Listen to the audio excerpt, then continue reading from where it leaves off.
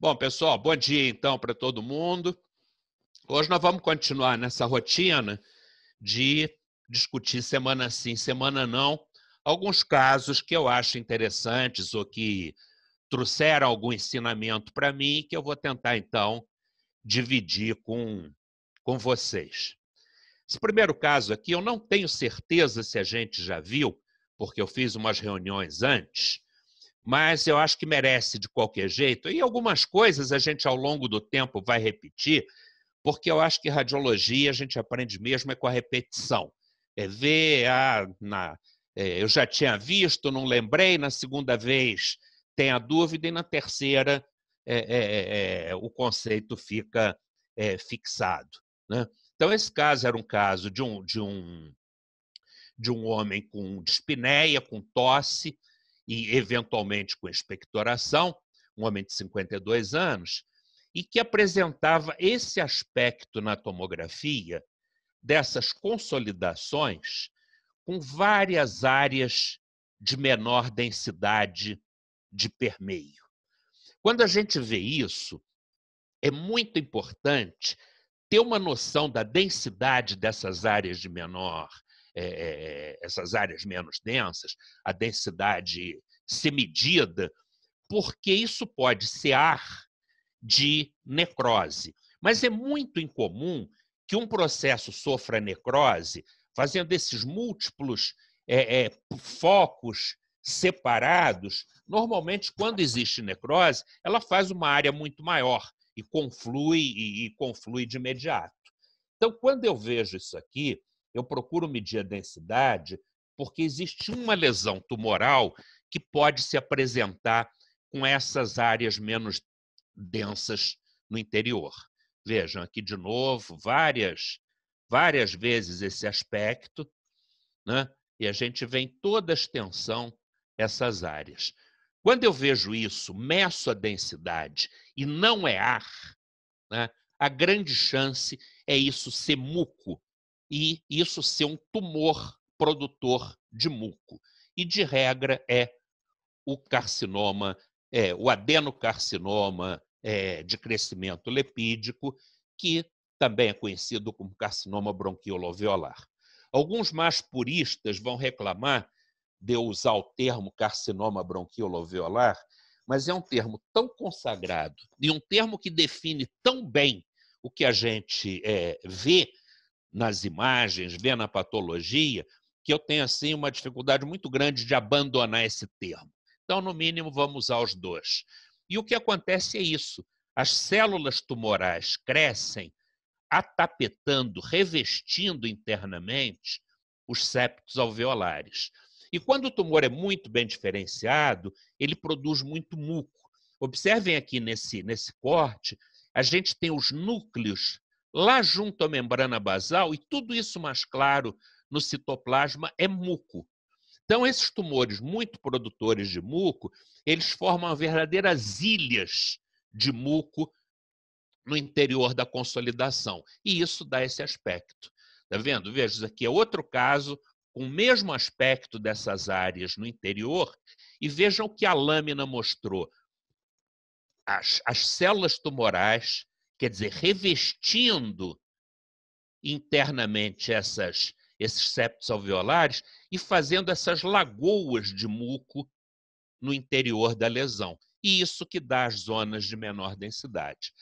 Não foi uma nem duas vezes que eu tive a oportunidade de sugerir carcinoma, adenocarcinoma do tipo lepídico ou carcinoma bronquioalveolar, por encontrar esse aspecto de permeio às consolidações. Então, esse é vamos dizer assim, um macete diagnóstico que já me foi útil em algumas situações. E aqui a expressão clínica desses tumores, quando são muito bem diferenciados, que produzem muito muco, que é a apresentação com essa broncorreia intensa. Né? Esses pacientes, uma das clínicas que chama, um dos aspectos clínicos que chama atenção para o diagnóstico é a produção de muito muco.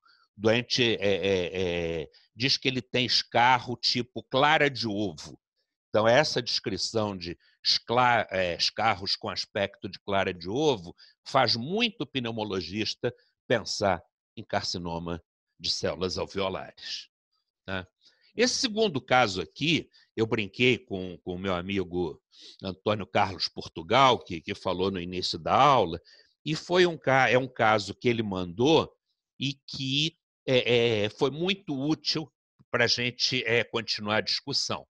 O professor Miguel de Niterói, ele tinha, numa sessão anterior, alertado ou questionado sobre um outro diagnóstico diferencial de hipertransparência localizada ou unilateral pulmonar, tá? Que é a chamada síndrome de Swir-James-McLeod. Tá? E essa paciente aqui é uma paciente de 51 anos que tinha dispneia. Tá? Radiografia de tórax não chama muito atenção, a não ser por uma discreta redução de volume dessa porção inferior do pulmão esquerdo, mas muito discreto.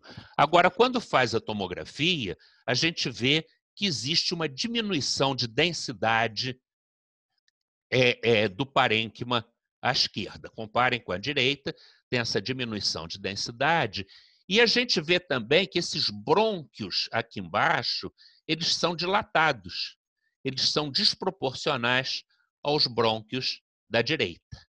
Né? A gente tinha discutido algumas causas de pulmão de transparência unilateral.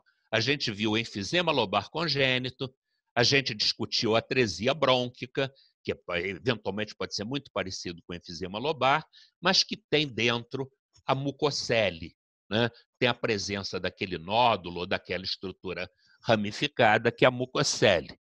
Discutiu que muito mais comum do que isso é a obstrução por corpo estranho, como nesse paciente, tem um corpo estranho dentro do brônquio e uma transparência alterada, uma densidade diminuída desse hemitórax em relação ao outro. Mas esse caso que eu estou apresentando é um processo não congênito e sim adquirido. É quando a gente tem um lobo ou pulmão hipertransparente, às vezes aprisionando ar, e isso, em geral, é secundário a uma infecção viral na infância, com bronquiolite. Então, a bronquiolite, a distorção e o estreitamento de luz brônquica é que faz aquela hiperinsuflação, e a gente muitas vezes acha que essas bronquiolites da infância não têm grandes importâncias, mas eventualmente ficam sequelas para a vida adulta. Né? E esses pacientes podem fazer clinicamente infecções respiratórias de repetição, ou então chegar à vida adulta de forma assintomática. Então, essa é a chamada síndrome de Swir-James-McLeod. Quer dizer, o que a gente tem que saber é que é uma condição adquirida, em geral secundária, a uma infecção viral. E esse caso do Dr. Antônio ficou muito, muito bonito, muito bem documentado, onde a gente vê algumas coisas. Primeiro, existe uma certa hipoplasia daquele pulmão. Compara a vascularização do pulmão direito, né, as artérias pulmonares e as veias pulmonares do pulmão direito com do esquerdo. Né?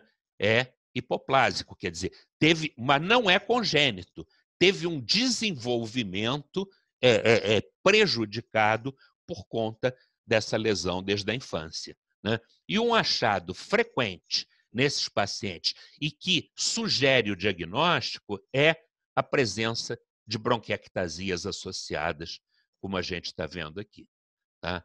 Então, a gente vai, ao longo do tempo, somando diagnósticos diferenciais, abrindo o leque de raciocínio das possibilidades. Eu queria agradecer muito ao doutor Antônio por essa generosidade de mandar o caso, ouviu a gente, o professor Miguel, comentar isso durante a aula e imediatamente mandou o caso. E queria dar um toque também em vocês que estão assistindo, que, obviamente, o meu estoque de casos ou de assuntos é finito, vai ter um momento que vai acabar.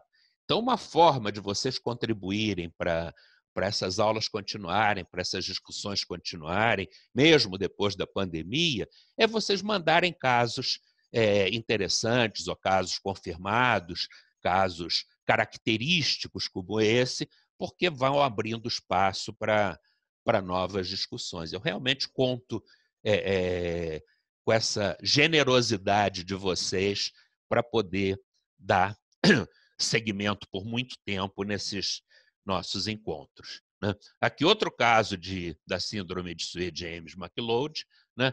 Mostrando a diminuição de densidade desse pulmão, né? Com aspecto de brônquios dilatados e paredes espessadas. Né? Então, esse é o que caracteriza e torna diferente daquelas condições congênitas que eu mostrei antes. Aqui outro caso, tá vendo? Lá em cima praticamente normal, mas quando chega aqui embaixo a gente vê a diminuição da densidade, né? E brônquios dilatados de permeio. Então, todos os casos comprovados e mostrando essa regularidade dos achados de imagem que permitem o diagnóstico. Eventualmente, outras condições podem sugerir, né? E aqui a gente vê diagnóstico diferencial. Esse caso foi publicado como uma atresia brônquica simulando a síndrome. Realmente existe uma transparência aumentada desse hemitórax. Ele, inclusive, está hiperinsuflado, é um achado que pode acontecer nessa condição. Veja, o diafragma está rebaixado, né? O mediastino está um pouco deslocado. E quando a gente vai para a tomografia, vê aqui um brônquio um pouco dilatado, como se fosse a bronquiectasia, mas vê aqui aquele aspecto da mucocele, aqui vazia, sem o enchimento, mas da mucocele de permeio. Então, uma atresia brônquica simulando a síndrome de Swyer-James.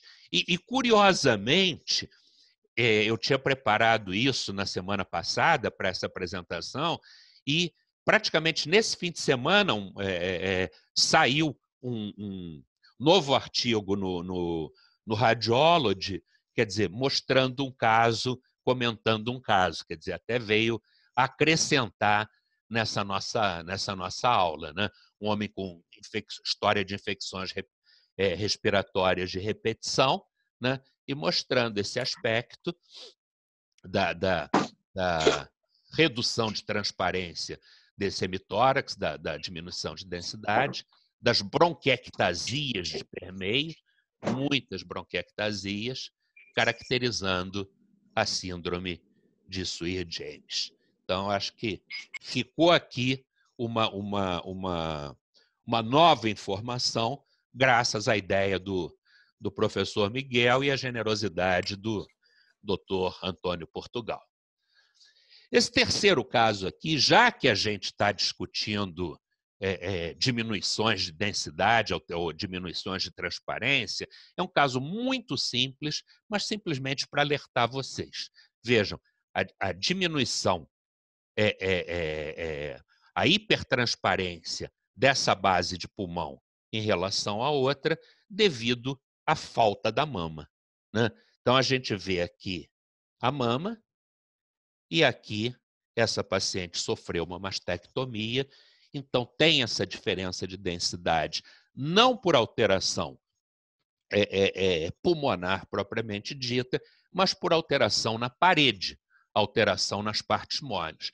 Às vezes é muito fácil de ver isso quando a mama é muito bem desenhada, mas eventualmente a mama ou é mais flácida, ou não é tão arredondada, ou até quando faz a radiografia, que a paciente encosta a parede torácica anterior no chassi do filme, eventualmente achata a imagem da mama. E aí a gente tem dificuldade de fazer essa diferenciação. Então, tem que ter isso em mente. Tá vendo? Então, era uma mastectomia esquerda, né? Aqui o aspecto normal das mamas, né? Só para lembrar vocês, né? Como é que elas se se expressam na radiografia de tórax frontal, e aqui uma mama mais bem definida, onde fica mais fácil a gente identificar a falta da mama esquerda. Mas vejam que isso se traduz por uma transparência aumentada desse hemitórax, né? De novo, são vários casos, o aspecto é repetitivo, mas só para vocês fixarem esse padrão, né? Aqui do outro lado, né, a diferença de transparência por conta da mama. Esse outro caso aqui, a gente já tem um aspecto um pouco diferente. A transparência aumentada parece mais em campos superiores, né? Não está na região da mama. E eu também não estou vendo alteração,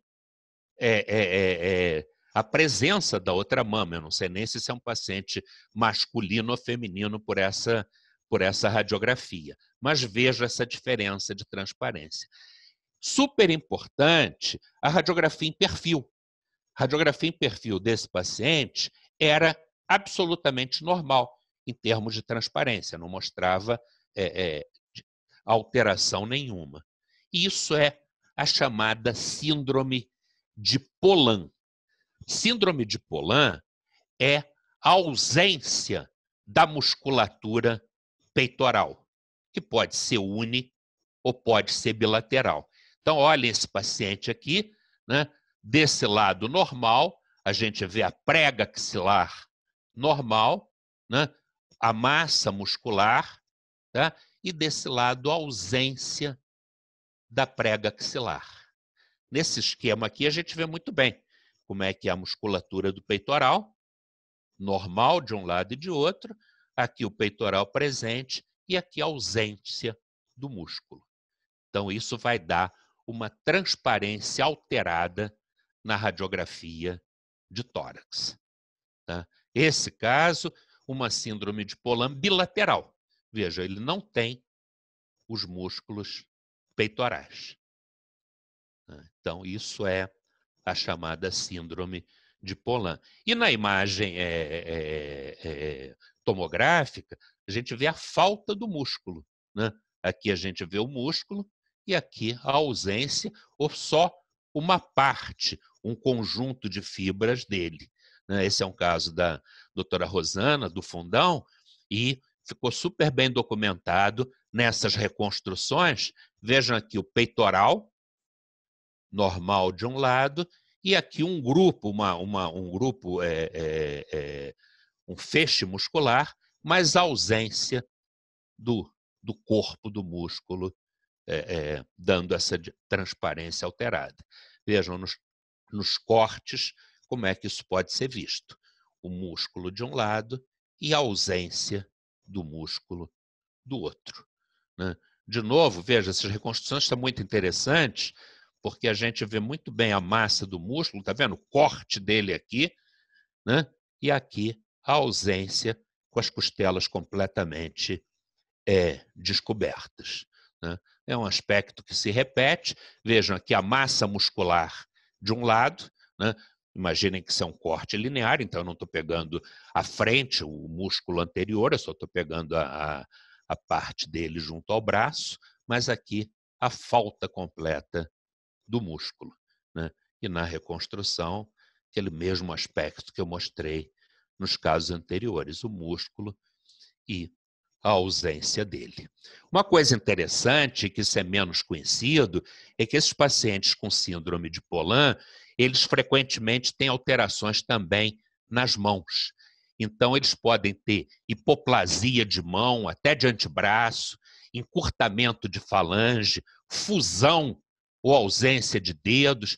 E uma coisa interessante, uma das mãos, mesmo formada normalmente, pode ser maior do que a outra, né? Então, essa simetria de mão, ó, casos mais extensos, com malformação dos dedos, com fusão de dedos, é outro achado que se associa, pode se associar à ausência do peitoral. Então, isso é a chamada síndrome de Polan. Né? Esse outro caso, um caso super simples, mas para quem faz tomografia tem que estar alerta, é esse aspecto. Vejam, isso aqui é uma bifurcação brônquica. De um lado, o contorno normal, do outro lado, tem uma falha de enchimento. Tá? Tem uma lesão, uma imagem, vamos dizer assim, polipoide, ocupando parcialmente essa luz do brônquio. Né? Será isso? Um tumor? Vamos fazer uma endoscopia, né? Fazer uma broncoscopia para ver o que está acontecendo aqui? Aí outros cortes definindo que isso é real, mas chama atenção um pequeno detalhe e que o radiologista deve ficar atento para isso. Observem que essa imagem não é homogênea. Ela tem umas áreas de menor densidade no interior. Tá? Aqui nesse corte, está lá essa imagem, e vejam como é que ficou muito mais nítido isso. Parece até que tem uma pontezinha aqui ligando com o outro lado. Quando a gente vê esse tipo de imagem, tem que pensar que isso é secreção brônquica, isso é um catarro. Botar o doente para tossir e repetir, ao invés de fazer uma broncoscopia, ao invés de complicar tudo isso, simplesmente fazer o doente tossir na hora e reexaminar. Né? E aí, quando faz isso, olhem o exame feito depois dele tossir, mostrando que, na verdade, não tinha nada ali. Isso era um catarro que estava dentro do brônquio e simulando isso. É uma armadilha que o pessoal mais novo, e quando eu estou falando aqui, eu estou falando muito também para residentes, deve ficar atento para não incorrer nesse erro e não levar esse paciente a fazer procedimentos desnecessários. Isso aqui é outra coisa que me deixou muito feliz, porque mostra que tem sentido esses encontros nossos. Eu, há 2 semanas atrás, ou talvez um pouco mais, mostrei para vocês esse caso, que era um homem de 78 anos, com dispneia, que tinha faveolamento difuso, né? Faveolamento importante nas bases, que desse lado os cistos de faveolamento eram vazios, mas do outro lado tinha várias imagens arredondadas no interior dos cistos de faveolamento. E falei com vocês que isso era um aspecto muito próprio de aspergilos proliferando dentro dos cistos, né? De bolas fúngicas, de aspergilose. Né? Mostrei que, nesse caso, era um paciente com artrite reumatoide e que 3 anos antes aquilo estava tudo vazio, né?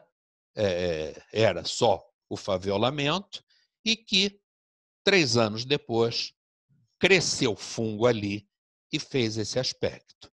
Mostrei até um caso que tinha sido publicado por um residente nosso do Fundão, que mostrava o mesmo aspecto de cistos de faveolamento com bolas fúngicas no interior. E essa semana, um colega de São José dos Campos, o PC, mandou para a gente essa imagem que ele diagnosticou lá com o mesmo aspecto de bolas fúngicas no interior desses cistos. Né? Então, isso me deixou muito satisfeito, porque já 2 ou 3 vezes aconteceu de alguma coisa que foi mostrado na aula ser diagnosticado por alguém à distância por conta de ter visto. Né? Então, é essa a função nossa quando a gente tenta transmitir algum tipo de conhecimento. Esse outro caso aqui era uma mulher de 61 anos que, assintomática, fez um raio-x de tórax e que mostrou uma massa no mediastino anterior. Daí ela foi fazer a tomografia. A tomografia mostrou realmente a presença dessa massa, né? A massa com a mesma densidade aqui do músculo, né? E com uma imagem de menor densidade no interior, que num primeiro olhar, a gente imagina que seja uma escavação. Então, aparentemente, essa paciente tem uma massa escavada no mediastino anterior. Mas vamos ver, será que é isso mesmo? Então, outros cortes, né, mostrando que em outras áreas ela tem uma densidade homogênea, tem aquela imagenzinha no interior, que se repete aqui nessa reconstrução sagital, né? Então, a gente está vendo esse padrão. Mas uma coisa que é super importante, eu sempre brinco com os residentes, porque muitas vezes a gente vê o exame chegar e ninguém mediu a densidade. E aí eu brinco com os residentes que alguém ganha um prêmio Nobel por desenvolver essas unidades Hounsfield e e o residente acha que isso é bobagem, né? O médico que está assistindo acha que isso é bobagem. Isso não é bobagem, isso muitas vezes, a medida da densidade é fundamental para que se faça o diagnóstico. Esse paciente, a medida foi feita na parte homogênea e deu uma densidade líquida, né? 8 unidades Hounsfield, né? Mas naquela área mais transparente, menos densa, tá? Deu uma medida negativa de menos 107 unidades. Isso corresponde à gordura. Gordura dá uma densidade média entre menos 30 e menos 150. Então, quando eu encontro essa densidade, isso é gordura, tá? E isso é suficiente para eu fechar o diagnóstico dessa lesão. Uma massa heterogênea e que tem gordura no interior, isso é um teratoma, tá? Então, é o diagnóstico que a gente chega por conta dessa medida. Aqui um outro caso semelhante, né? Esse paciente tem uma massa heterogênea, vejam, tem densidade de gordura, tem densidade de partes moles e, além de tudo, tem calcificação na parede. Essas lesões com densidades muito variadas, 3 tipos de densidade no interior, como a gente está vendo aqui, uma delas, gordura, isso é próprio de teratoma. É talvez o tumor de mediastino mais facilmente diagnosticado pela tomografia por conta dessa característica, né? Então, de novo, um teratoma. Aqui um caso interessante, uma menina de 11 anos, com essa massa completamente heterogênea, com densidades muito variadas, mas com um dente no interior. Isso aqui é um dente. Então, vocês sabem que teratoma é um tumor que pode ter conteúdo das 3 camadas embriológicas, né? E, dentre elas, ele pode ter formação de dente, formação de cabelo. Então, essas coisas são eventualmente encontradas no interior do teratoma. E esse dente aqui, muito bonito, é mais do que suficiente para que se feche o diagnóstico. Uma lesão completamente heterogênea, com vários conteúdos diferentes, dentre eles uma calcificação pelo dente. Esse caso foi um caso muito interessante, acompanhado há pouco tempo atrás pela doutora Miriam Mena Barreto, do Fundão também, e que a gente aprendeu muito com ele. Era uma menina de 22 anos, tinha esse raio-x pouco definido, né? Uma opacidade grande nesse hemitórax, aparentemente uma imagem meio arredondada aqui, mas de difícil definição pelo raio-x, mas que na tomografia mostrou esse aspecto. Parece que tem uma cavidade, né? E um conteúdo denso no interior, uma bola no interior. A gente já discutiu aqui em conversas anteriores que esses conteúdos intracavitários eles podem ser de várias naturezas. Tumor crescendo dentro da cavidade, um coágulo, mas que a grande causa para isso é bola fúngica. é aspergi-los crescendo dentro da cavidade. E foi talvez a primeira ideia que se teve olhando esse caso. Só que quando a gente olha com mais atenção na janela de mediastino, a gente vê que tem uma densidade diferente no interior da lesão. Tá? De novo, aqui esse aspecto, né? Aparentemente uma bola intracavitária, um aspecto simulando muito, quer dizer, fazendo muito pensar numa bola fúngica no interior, mas quando se mediu a densidade dessa área aqui, ela tem uma densidade de menos 60, uma densidade média de menos 60, ou seja, gordura. Não existe gordura no interior de bola fúngica. Não existe gordura no interior de tumor crescendo dentro de cavidade. Não existe gordura dentro de coágulo. Ou seja, não existe gordura nas causas, nas diferentes causas de bola de massa intracavitária. E aí pensou-se num teratoma. Né? Esse paciente foi à cirurgia, isso na verdade era um teratoma. Veja que a gente vê até cabelo no interior, né? Áreas com cabelo no interior, e o diagnóstico histopatológico foi de um teratoma que simulava uma bola fúngica. Aqui alguns exemplos, só para vocês verem alguns exemplos de patologia de teratoma, né? Esses conteúdos com cabelo no interior, né? E muitas vezes com dentes muito bem formados. Aqui um teratoma pélvico, a localização mais comum do teratoma não é no tórax, é na pelve, mas a gente vê dentes, e olha a peça, dentes extremamente bem formados no interior daquela lesão. Então, esse é um achado que praticamente sela o diagnóstico. Está vendo? Aqui um teratoma com cabelos e com dentes constituídos, né? Cabelo no interior, dente de novo.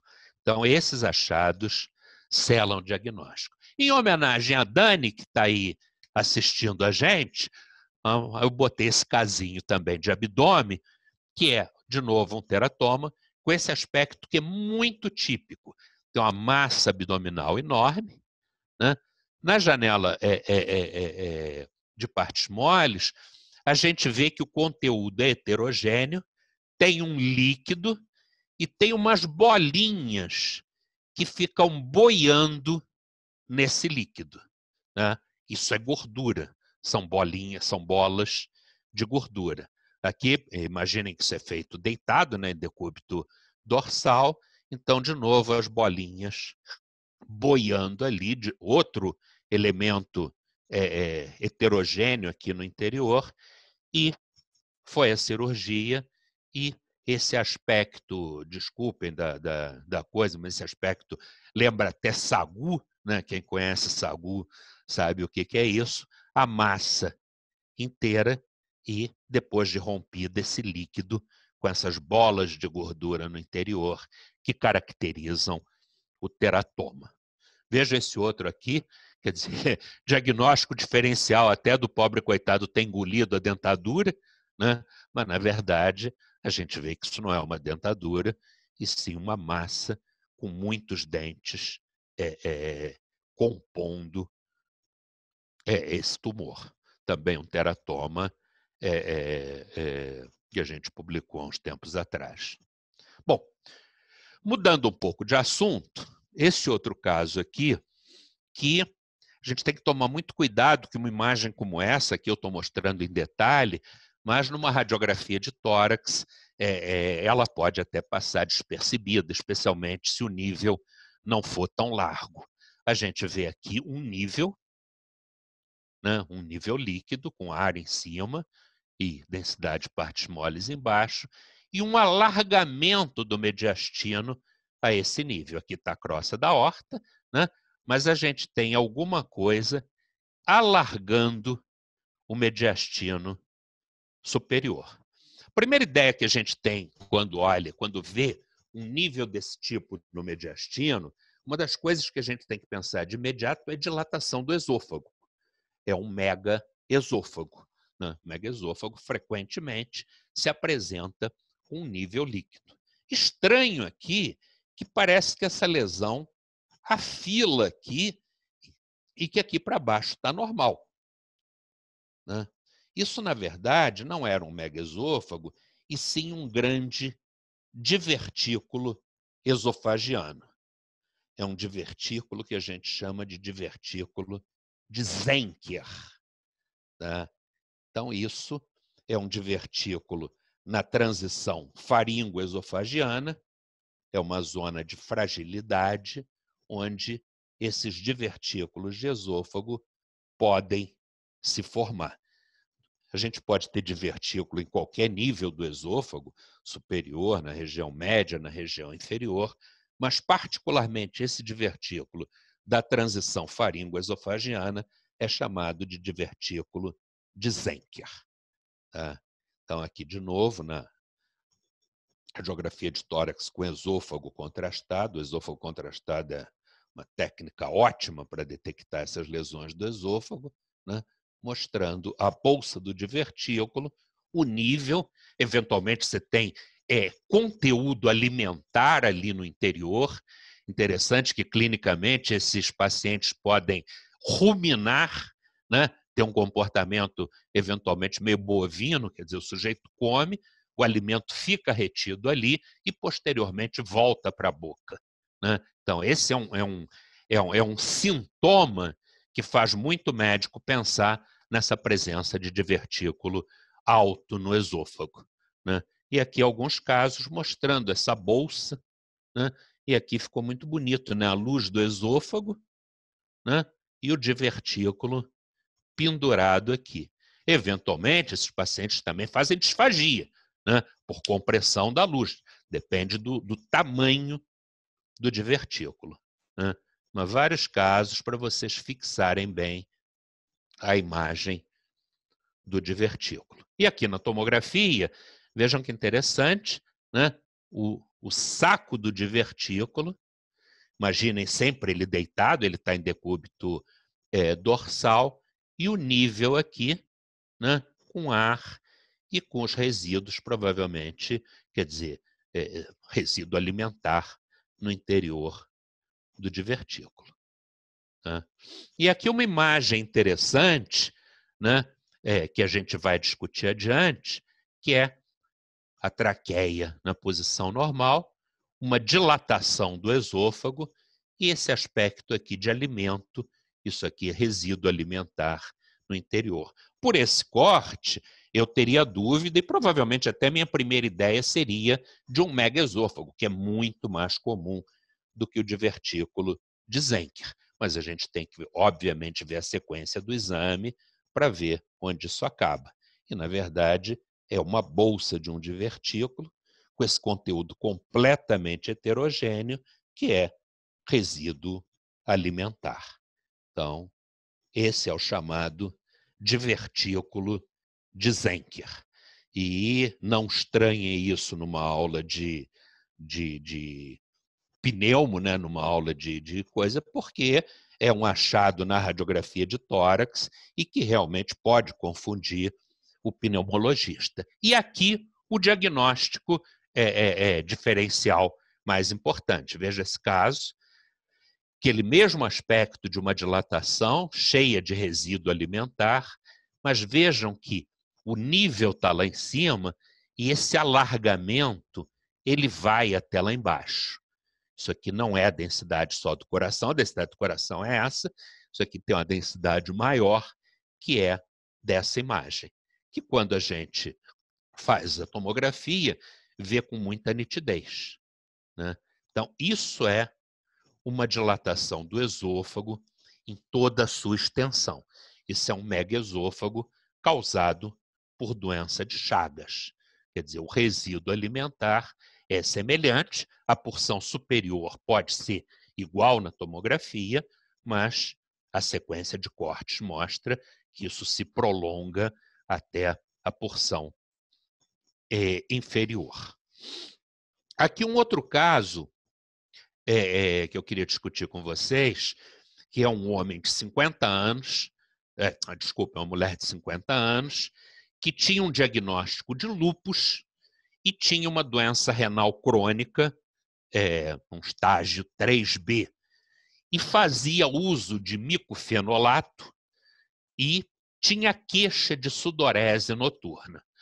Para os residentes, só lembrando que o micofenolato é um imunossupressor que é usado em doenças reumáticas e é uma droga que pode ativar focos pré-existentes de tuberculose, focos primários de tuberculose. Então, esse paciente com esse uso de micofenolato e com essa queixa de sudorese noturna, uma das possibilidades que a gente pensa clinicamente quando começa a discutir esse caso é em tuberculose, né? E ele fez a tomografia, e a tomografia mostrou esses pequenos focos nodulares, né? Aqui também, aqui embaixo, até sugerindo aquele aspecto de árvore em brotamento. Um padrão que eu teria muita dificuldade de vendo essas imagens aqui de descartar tuberculose. E estaria de acordo com o pensamento do clínico inicial, né? A gente vê de novo lá embaixo esses focos, parece uma disseminação broncogênica de um processo e tuberculose seria a ideia inicial. Mas vamos ver o exame completo e não só essas partes. De novo, a mesma coisa, só que quando a gente pega cortes inferiores, a gente vê um achado curioso na janela de mediastino. Alguns desses focos são calcificados. Até aí nada, tuberculose deixa como resíduo calcificações e podia ter reativado um processo tuberculoso pré-existente pelo uso da droga, né? Então, as calcificações. Mas vamos ver realmente o exame como um todo. Olhem aqui nesse corte como é que a gente tem não nódulos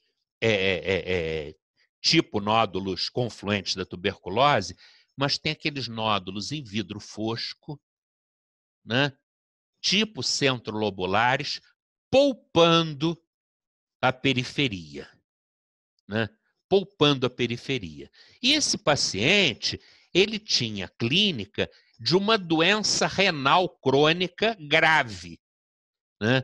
Então, quando a gente está frente a nódulos pulmonares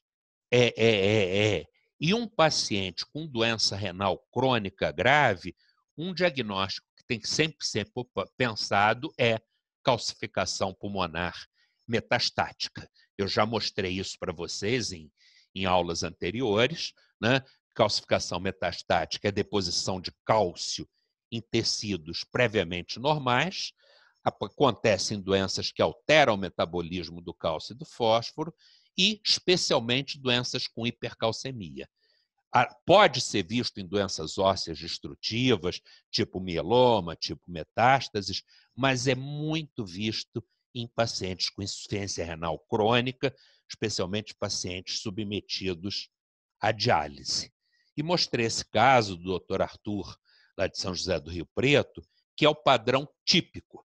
É um homem com tosse, dispneia, tinha insuficiência renal crônica, tinha esses nódulos, poupando a periferia do pulmão, nódulos basicamente centrolobulares e com focos de calcificação central. Isso é típico de calcificação pulmonar metastática. Esse caso aqui é um caso da doutora Rúbia, lá de Salvador, mostrando esse padrão que a gente olha para isso e esse aspecto aqui, eu não pergunto nem a clínica, não precisa saber a clínica para fazer o diagnóstico. Essas placas, né, em vidro fosco, poupando a periferia e, eventualmente, quando se faz a janela de mediastino, encontra pequenos focos de calcificação no interior. Para vocês lembrarem bem, é o aspecto do coisa. Todo mundo que não fica só estudando o tempo todo certamente conhece o coisa. E vejam que o padrão, para vocês lembrarem, é esse padrão da pele do coisa, né? Então, é um diagnóstico que, depois que vocês vendo essa imagem, por exemplo, aqui dessa tomografia, provavelmente vão fazer como primeira hipótese calcificação metastática quando virem isso. E aqui um caso que eu queria discutir com vocês para lembrar coisas que a gente já viu em aulas passadas. Vamos lembrar da aula de atelectasia e vamos rever esse caso. É um homem de 57 anos, com febre e com tosse, né? E apresenta esse aspecto aqui, né, que provavelmente corresponde a um limite de uma cisura, né, que está num plano atípico, né? Está num plano diferente do que a gente vê. Eu mostrei para vocês casos de atelectasia do lobo superior, mostrando que a cisura normalmente fica a esse nível onde eu estou passando a seta, e que na atelectasia ela é desviada superiormente, né? Então, com esse conceito, a gente pensaria numa atelectasia de lobo superior nesse caso, né? Tem um aumento de densidade, né? Aparentemente uma redução de volume. Esse aumento de densidade não é homogêneo, né? Essa periferia aqui é mais densa do que esse centro, mas vamos ver. Vamos ver. E vamos lembrar que na aula de atelectasia eu mostrei esse aspecto, mas essa curva que a lesão faz é diferente. Vejam, aqui, isso aqui é convexo, né? Aqui, isso aqui é côncavo, né? Isso aqui é o padrão da atelectasia. O lobo colaba dessa forma côncava e não convexa, né? Então, já é uma coisa estranha. Segundo, será que isso é um tumor? Não, mas isso aqui não é homogêneo, né? Isso, na verdade, era uma pneumonia no lobo da ázigos, tá? Vocês devem lembrar de conversas anteriores que o lobo da ázigos é uma cisura supranumerária que acontece embriologicamente, eu vou mostrar adiante, quando a veia ázigos, que embriologicamente vai se deslocar para o centro do mediastino de uma forma medial, ela se desloca mais lateralmente e puxa a cisura fazendo essa prega. Isso é o chamado lobo da ázigos, e aqui a gente vê a veia ázigos, né?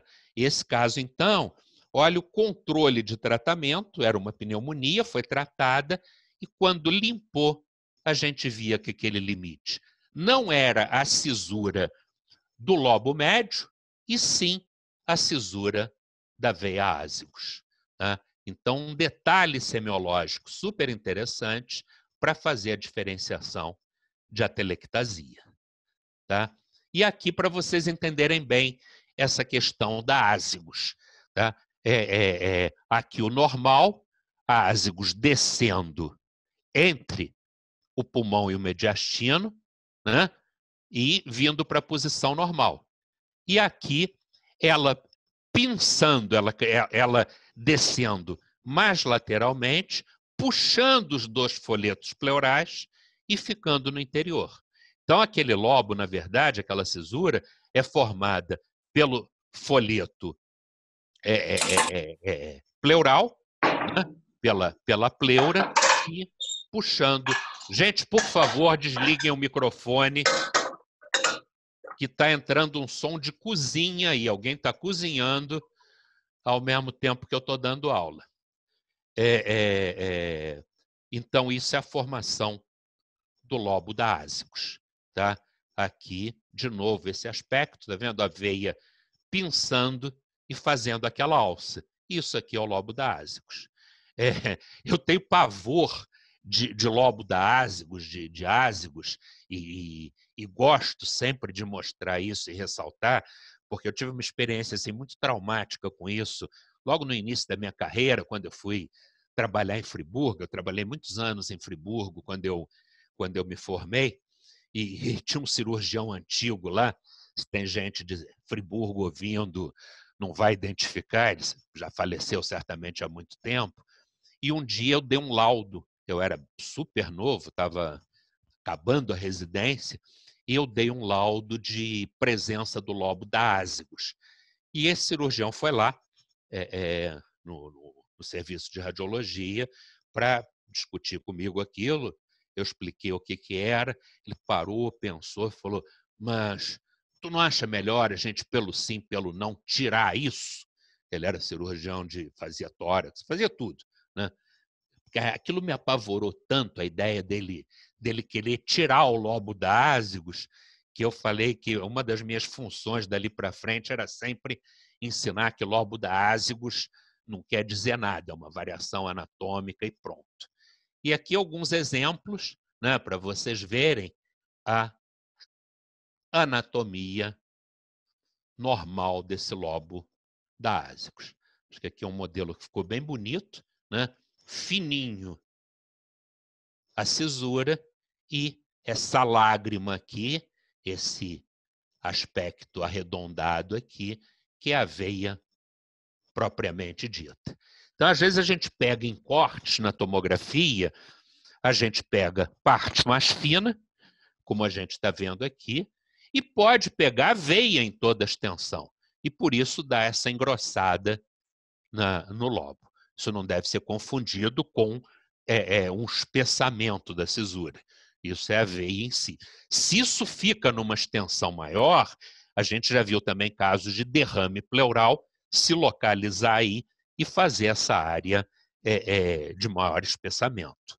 Tá? Aqui nessa reconstrução, né, mostrando muito, muito bem visto esse aspecto. Né? Então, vários casos, às vezes ela mais calibrosa, menos, né? Vários aspectos desse lobo. Aqui eu achei curioso porque a gente tem uma imagem da traqueia, né?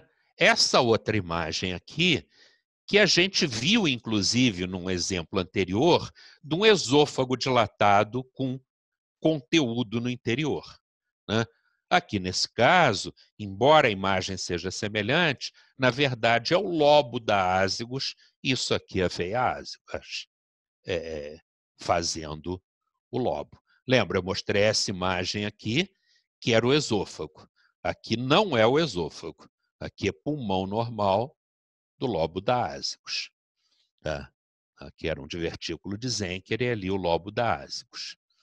De novo aqui, quer dizer, no corte com janela de mediastino, definindo isso bem. Eventualmente, acontecem coisas nesse lobo da ázigos. Esse paciente aqui apresentou um nódulo no lobo da ázigos e o PET mostrando uma captação muito intensa. Isso foi retirado, era um adenocarcinoma. Então, adenocarcinoma crescendo no lobo da ázigos. É um pulmão, é um parênquima pulmonar, como outro qualquer, sujeito, como a gente viu, à pneumonia, sujeito a um crescimento de tumor. E aqui uma outra coisa curiosa, que é, em relação ainda a ázigos, essa dilatação muito grande. Isso aqui é um aneurisma da veia ázigos. Tá? Então, coisas que podem acontecer nessa região. Então, um aneurisma da veia ázigos. E aqui, para terminar, esse caso aqui, que eu achei um caso muito, muito, muito interessante. Esse paciente tinha o lobo da ázigos, que a gente está vendo aqui, quer dizer, e ele tinha um tumor no lobo superior do pulmão direito. Tá? Cisura da ázigos, por acaso aqui, não tinha nada a ver, mas tinha esse tumor. Ele foi operado, tá? A gente está vendo aqui a veia ázigos num plano mais inferior e o tumor num plano mais superior. Ele foi operado e fez um pneumotórax. E aí aconteceu uma coisa muito interessante. Quando o pulmão colapsou, lembrem aquele mecanismo que o lobo da ázigos, a ázigos ficava pendurada pela cisura. Se o pulmão colapsou, né, ele se livrou, a veia ázigos se livrou daquela alça, já que ela veio aqui para baixo. Então, aqui a gente vê a cisura da ázigos, né, e a ázigos completamente solta aqui. Né? A cisura, então, delimita o lobo, isso aqui é o lobo da ázigos, né? O lobo superior, e a veia ázigos completamente solta. Quando o pulmão reexpandiu, ao invés da ázigos encaixar naquela cisura, ela foi empurrada medialmente. Então, ficou essa imagem aqui muito interessante, da ázigos empurrada medialmente, tá? Da cisura da ázigos, o lobo da ázigos e o lobo superior. Né? Quer dizer, então, a ázigos se livrou da cisura. E aqui a gente entende bem isso. Né? O que aconteceu? Ela estava presa ali. Né? Quando esse lobo colapsou, essa parte aqui passou para a porção mais exterior, para a porção mais lateral, e aí empurrou a veia para o meio. Eu acho que a gente hoje pode ficar por aqui, a gente tem exatamente 1 hora, e queria agradecer a atenção de vocês